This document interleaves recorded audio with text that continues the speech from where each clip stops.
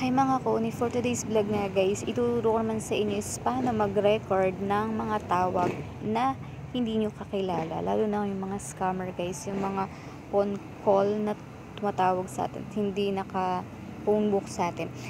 Is may record natin yan dito sa ating gagawing tutorial. So, madali lang to guys. So, okay na okay to lalo na kapag may mga hindi nyo kakilala na tumatawag sa inyo. May i-record nyo guys yung mga pinag-usapan nyo. Or meron kayong ebidensya guys na ito yung pinag-usapan nyo. So, ang gagawin nyo lang guys, pupunta lang kayo dito sa may parang telephone. And then, makikita nyo sa taas guys, may dalawang bilog dito sa taas.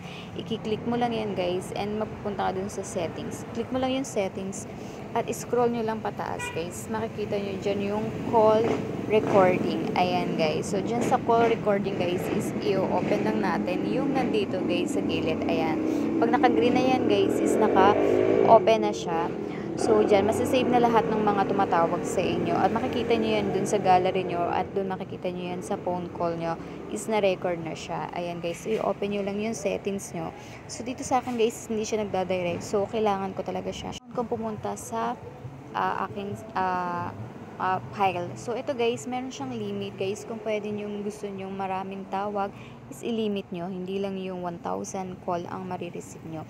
So, yan. Dito lang nyo makikita yan dito sa aking ayan, sa file manager. Dito siya napupunta. And then, pag inopen nyo yan, mapunta yan dun sa audio guys. Sa audio nyo makikita lahat nung record na tawag na natanggap nyo. So, ayan guys, meron ako ditong iilan kasi kailan ko lang naman tong inopen. So, maganda siya guys kasi lalo na kung may kaaway ka, pwede to guys, yung mga pinag-usapan nyo is nare-record siya. So, meron ka ng ebidensya, diba?